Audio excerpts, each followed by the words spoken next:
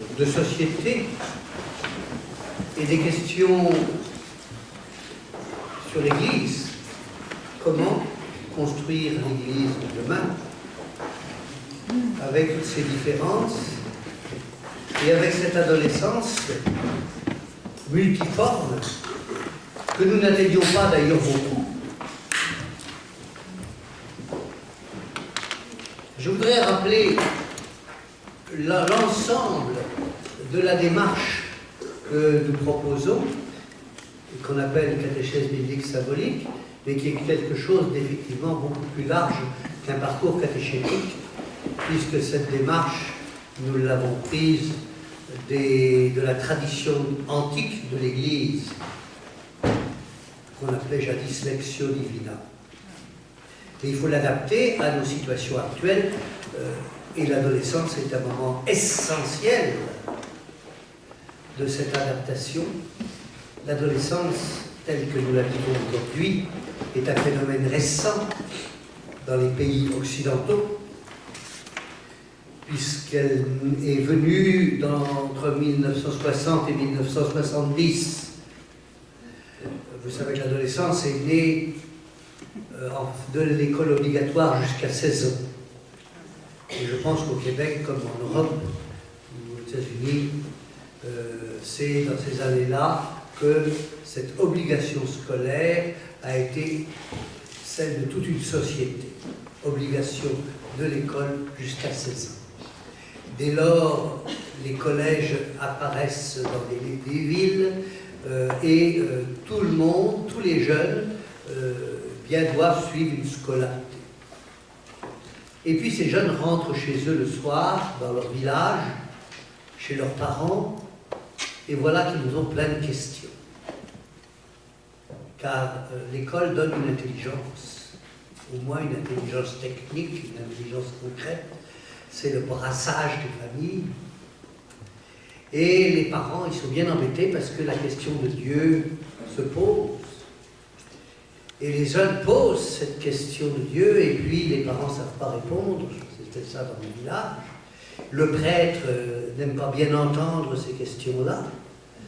Et alors les adolescents se retrouvent dans le vide. Et du coup, ils se retrouvent entre eux pour répondre à ces grandes questions fondamentales que leurs aînés ne se posaient pas. Parce qu'on ne leur avait pas aidé à les poser. Et donc cette adolescence, elle s'est développée, maintenant c'est plus l'école jusqu'à 16 ans, ça peut être une école beaucoup plus tard. On dit que l'adolescence dure peut-être jusqu'à 30 ans, et peut-être jusqu'à la mort. Je vous souhaite d'être des adolescents jusqu'à votre mort. Non, ah non.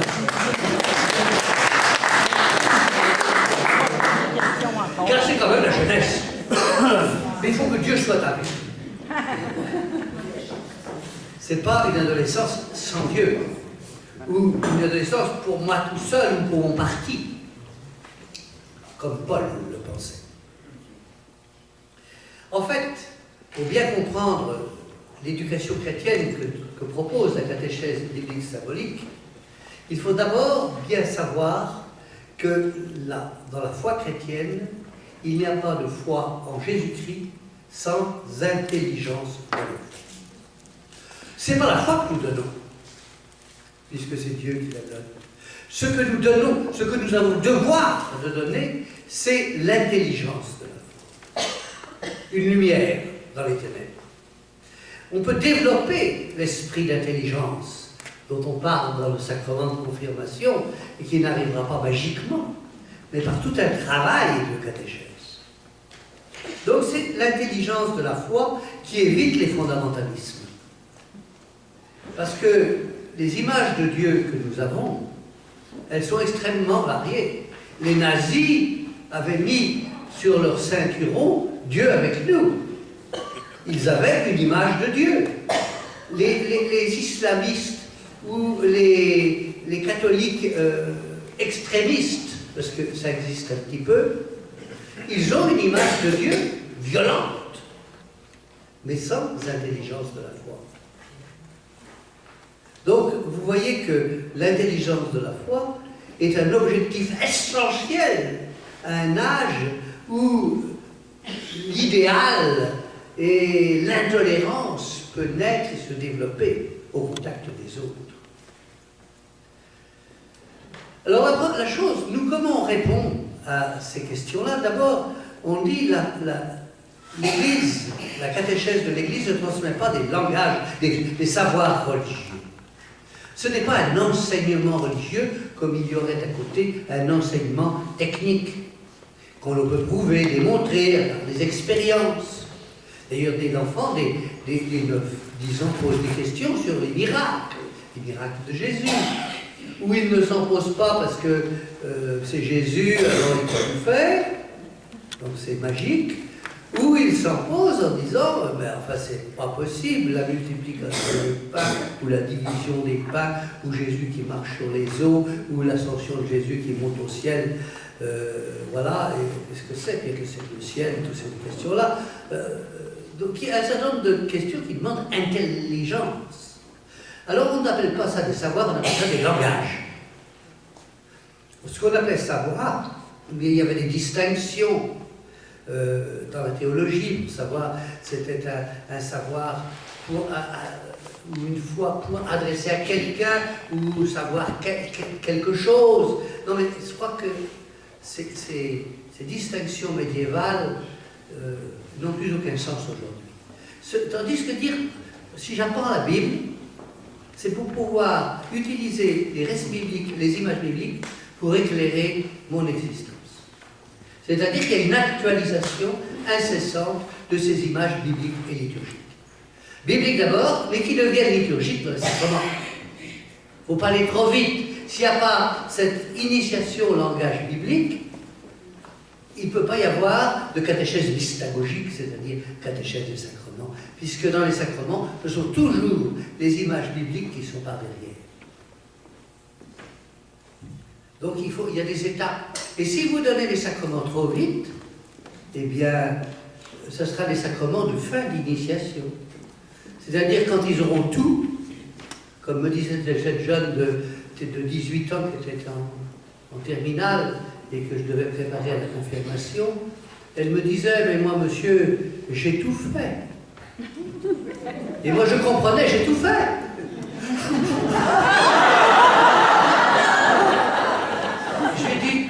Tu as tout fait? Mais oui, il me dit, j'ai tout fait, j'ai fait mon baptême, j'ai fait ta confession, c'est ça, ma confession, puis ma communion, et puis maintenant je peux faire ma confirmation. C'est bien, et je dis, mais il y en a d'autres après. Il y en a d'autres après? Oui, il y a le mariage. Ah, bah c'en est un aussi. On est en totale extériorité, elle a 17 ans, elle se fiche éperdument de tout ça, mais sa famille l'a mis là. Donc, il n'y a pas derrière d'intelligence biblique de la foi. Pour elle, la Bible n'est pas une poésie qui résonne, alors qu'à 17 ans, ça pourrait être. Elle ne prie pas, bien sûr, enfin pas comme ça, pas avec la Bible. Elle demande à Dieu des trucs dans son lit le soir, mais c'est tout, quoi. Et puis comme ça ne vient pas, elle se demande même si Dieu existe. Alors, en fait, dire langage de la foi suppose qu'il y ait une intériorité, c'est-à-dire quelqu'un qui se met à parler, ça vient de l'intérieur, c'est moi qui parle. Alors là, on va arriver à l'adolescence, le moi, je, vous connaissez l'égocentrisme. Bon, c'est de l'intérieur. Le langage de la foi travaille de l'intérieur en tant que c'est une parole de Dieu, même si elle n'est pas encore perçue comme une parole venant de Dieu. Et surtout, elle va travailler les relations, puisque un langage, c'est pour s'adresser à d'autres. Je ne sais pas, pour moi, c'est pas pour dire des trucs individuels, mais c'est pour s'adresser à d'autres, c'est-à-dire à des gens qui ne me ressemblent pas forcément. C'est les autres. Et de l'intérieur. Et les disciples d'Emmaüs, c'était une flamme de feu, les cœurs étaient tout brûlants, parce que nous croyons, j'en sais rien, mais nous croyons que l'Esprit éclaire, donne cette intelligence de la foi intellectuelle sublime. c'est l'Esprit qui donne, c'est l'Esprit qui éclaire la parole, c'est la Trinité qui est agissante. On est appelé au Père. La Trinité est un concept central dans le dernier livre que nous avons écrit, Renaître en catéchèse. Je commence par la Trinité, et je dis la Trinité, c'est une expérience. Les deux mains du Père, le Fils et l'Esprit, travaillent à l'extérieur et à l'intérieur et nous conduisent au Père. Ce n'est pas trois hommes dans un bateau, trois individus. C'est trois personnes, mais une personne, ce n'est pas le personnalisme, ce n'est pas des individus, c'est persona. Les persona, en latin, ça veut dire des masques. Dieu, c'est trois masques. Il arrive vers nous masqué trois fois. Mais c'est le même Dieu, c'est l'unique Dieu. Et ces trois masques vont se révéler différents les uns des autres dans l'expérience de la Trinité. C'est pour ça qu'on fait un signe de la croix, qui n'est pas d'abord le Golgotha, mais ce Dieu qui descend en nous par le Fils et dans l'Esprit pour nous conduire au Père. J'ai recyclé ça dans la théologie chrétienne la plus fondamentale. Il n'y aura pas de catéchèse de la parole de Dieu sans une reprise de conscience de l'importance de l'acte trinitaire comme acte créatif et acte sauveur. Je ne dis pas qu'il faut en parler comme ça, jeune. Vous allez les faire fuir. En fait, dire que c'est des langages ou une langue vivante qui serait la Bible qu'il faut transmettre, comme toute langue vivante, c'est-à-dire en la parlant, suppose de bien voir la progression. Plusieurs fois ce matin, Jacqueline a demandé à quel âge 11 ans, quel âge 13 ans, quel âge 9 ans, quel âge 16 ans, etc. À chaque âge, il y a des apprentissages à faire, il y a des acquisitions à développer. Et si on ne les fait pas, eh bien parfois c'est trop tard. Il faut attendre plus tard. Donc chaque âge a des acquisitions et il faut savoir les limites de ces acquisitions. J'appelle ça une initiation éducative, car c'est des éducateurs chrétiens qui vont s'en occuper. Et il y a 3 étapes. Et il y a entre ces 3 étapes des ruptures. Combien ça fait de ruptures, 3 étapes? 2. Une après la première et une après la deuxième. Ça fait bien 2. Et ces 2 ruptures, il faut gérer. À chaque fois, les ruptures, les jeunes, les enfants nous disent mais je ne crois plus, j'ai du mal à croire, je ne suis pas à l'aise à l'intérieur et tout. Et c'est ça qu'on va aider, les faire dépasser ces ruptures. Les faire monter une marche de l'escalier. Et pas en fait tout en même temps. Alors, la première étape, c'est celle de la mémoire. Et c'est celle qui pourrait être confiée, bien sûr, à la famille. Mémoire de la prière familiale, biblique. Mémoire des récits bibliques. Un enfant de 5 ans, par exemple, a 100 fois plus de mémoire que moi. Vous racontez un récit biblique, une histoire biblique à un enfant de 5 ans, au moment où son cerveau se développe, eh bien, il se rappellera de l'histoire. Surtout si elle est bien racontée. Et surtout si on lui demande de la raconter de temps en temps. Et surtout si cette histoire, on va la retrouver dans la prière. Vous voyez tout le travail à faire avec les parents. Sans parler encore de sacrement.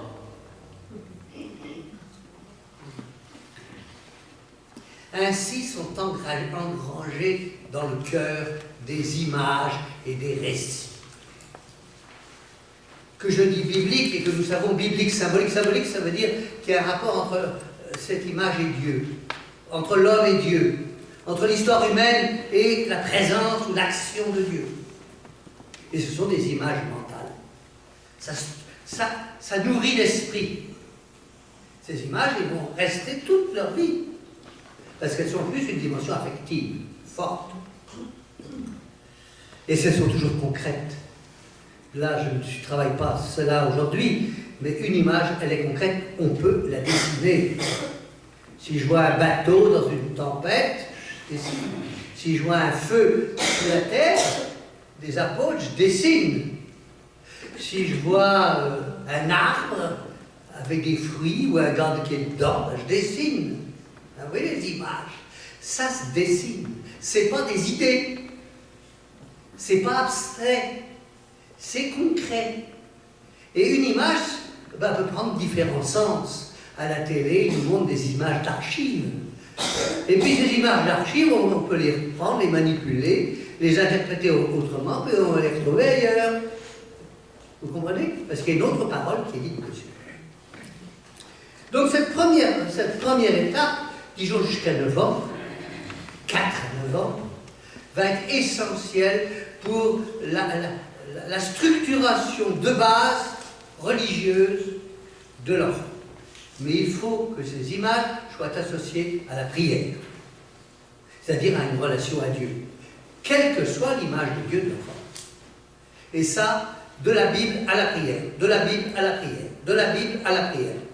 On construit une prière avec les images bibliques, et de plus en plus évoluées. Viendront après les prières toutes faites. D'ailleurs, les prières toutes faites supposent d'abord la prière biblique. Nous sommes à ce niveau, au niveau du fondamentaliste naturel de l'être humain, religieux. C'est au premier degré. C'est affectif, c'est au premier degré. Mais c'est nécessaire. S'il n'y avait pas ça, il y aurait du vide. Et nous savons qu'il y a des jeunes qui sont dans le vide, ça existe. Il y a des adultes qui sont dans le vide. Parce que cette étape essentielle n'a pas été transmise ni dans les familles, ni dans les paroisses. Et c'est dramatique parce que ce vide d'image, c'est un vide de langage. L'âme est vide.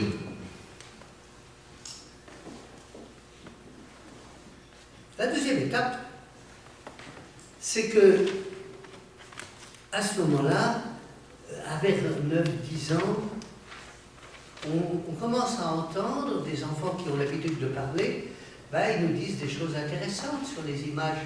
Ils comparent les images de la Bible à ce qu'ils voient autour d'eux à la télé. Ils disent c'est pareil, c'est comme, c'est pas comme, puis c'est pas comme, non, c'est pas comme. J'ai jamais vu quelqu'un qui marche sur les eaux. Ah oui, mais Jésus, c'est pas quelqu'un. Enfin, quand même, marcher sur les eaux, j'ai essayé, puis ça marche pas. Oui, oui. Et puis ce feu sur les apôtres, là, les cheveux, ça brûle. Ils ne les disent pas très fort. Ben, j'entendais ce matin. Ils s'étonnent, mais ils se demandent si c'est pas un péché de dire des trucs comme ça. Hein? Mais ils ne vont pas les dire tout de suite, mais vous les sentez déjà. Vous sentez des petits rires, vous sentez 10 ans. Alors vous les mettez à l'aise. C'est quand même bizarre ces choses-là. Hein? C'est-à-dire qu'on leur demande de prendre position de l'intérieur. Ah, c'est là que va être de l'intérieur. C'est eux, on va leur demander. Et toi, c'est étonnant ça. Ah ouais, c'est étonnant. Je trouve que c'est étonnant. Je crois, mais j'ai du mal à croire.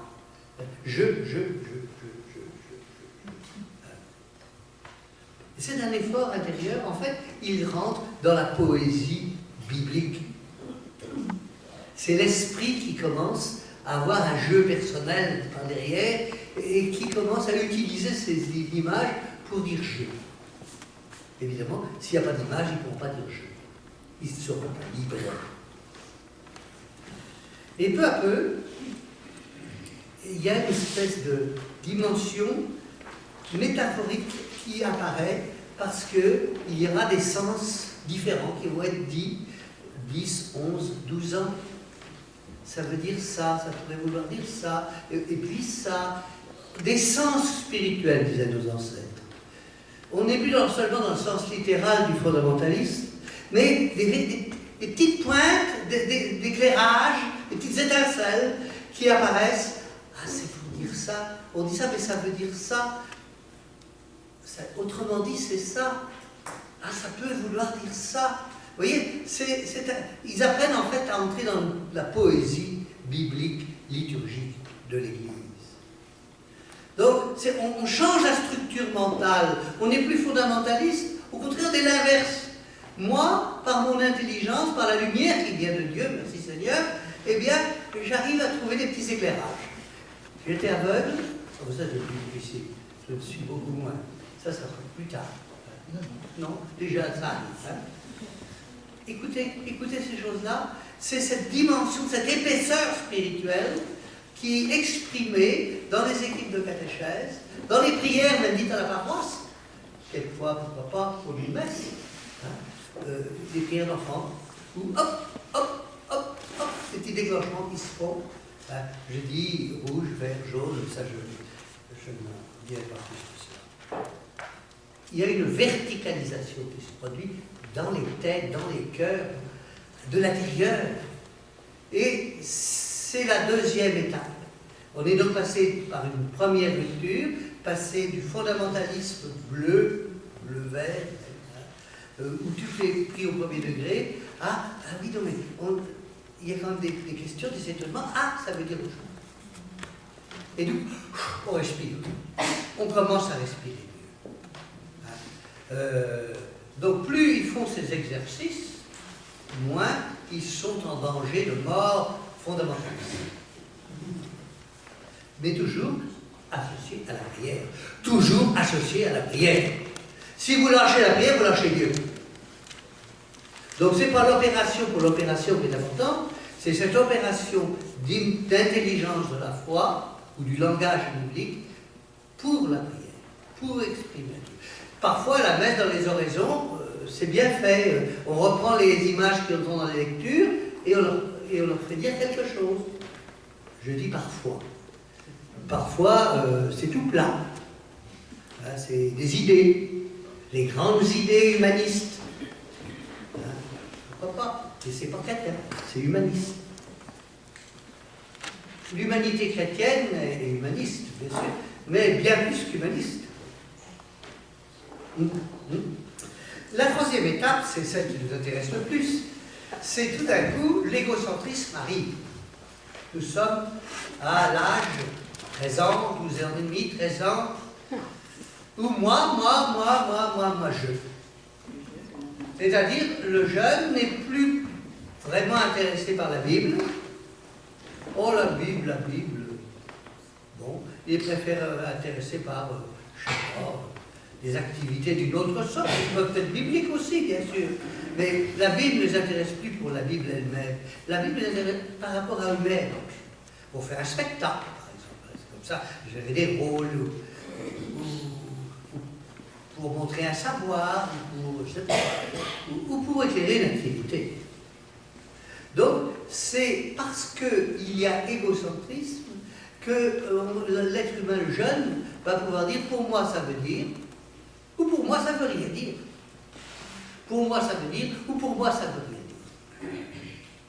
Et effectivement, d'ailleurs quand ils nous disent, dans des familles pratiquantes, on entend les jeunes aujourd'hui encore, bon, la messe, à quoi ça sert? Bien sûr que ça ne sert à rien, la messe. Mais surtout que ça ne veut rien dire. Mais tout d'un coup, si une partie, un mot, une image, une prière, éclairée par la Bible, le touche, parce qu'à ce moment-là, il va y avoir une centration sur cet aspect-là. C'est pas toute la messe, elles sont incapables, les adultes sont incapables. Mais cet aspect-là, parce qu'ils sont des sensibles et ils ont fabriqué une prière qui a un rapport avec eux, avec leur vie de relation. Avec leur vie de relation, moi et les autres. Et à travers cela, c'est Dieu m'adresse un message, Dieu m'adresse une parole, mais ce n'est pas un adulte, hein. Il n'y a pas de décentrement. Pour un adulte, quand j'écoute une parole de Dieu, je me descends. Va quitte, dit Dieu à Abraham. Là, non, c'est le contraire. C'est comme moi. moi est la référence de Dieu. Le miroir, c'est moi que je vois dans la Bible, mais plus je me reconnais dans la Bible, plus je crois à la Bible. Ce ne sont pas des adultes. Il n'y a pas de décentrement. Nous sommes à un âge égocentrique, centration sur le sujet et la parole du sujet. Il faut savoir que c'est comme ça que ça se passe. Donc on ne va pas leur faire la morale, on ne va pas leur dire ben, oui, mais Dieu t'appelle à faire autre chose. Non, ah, ben, c'est comme moi. La tempête apaisée, c'est comme moi dans la barque. C'est comme nous dans la barque. Ah, d'accord. Donc il y a un rapport entre le moi dans ses relations et le récit biblique qui est clair, qui est comme le miroir de une synthèse qu'il faut que le jeune fasse entre le récit biblique et ce qu'il a vécu dans la relecture de son histoire. Et nous verrons que la relecture d'histoire va être essentielle et extrêmement difficile pour nous reste à c'est-à-dire être capable de relire les relations, pas les activités des 10 ans, on peut raconter, on a fait ça, puis après on a fait ça, puis après on a fait ça, et puis c'était bien, ou c'était pas bien. Bon, ça, c'est 10 ans, c'est 11 ans. Là, c'est, on a fait ça, mais il y a eu des divergences, des différences, chacun a fait des choses différentes, des rôles différents, qui sont tenus, pas tenus, ça n'a pas été simple. Et puis Dieu était là. C'est pas un Dieu dans mon cœur, c'est un Dieu dans nos cœurs. Complètement différent. Et un Dieu qui est dans les relations. Un Dieu qui est, même là, même quand ça va mal. Je me souviens, c'était des gamines de 14 ans et demi, dans le groupe que j'avais. J'étais arrivé, alors elles s'empoignaient. Vous savez, les filles de 14 ans, ça fait des pestes entre elles. Il y en a une qui paraît-il sentait mauvais. Alors, elles étaient comme ça. Donc, catéchèse! Mais c'était plus fort, c'était partout. Et puis, elle s'envoyait de ses paquets, se tirait les cheveux et tout. Alors, finalement, je suis arrivé à calmer des filles.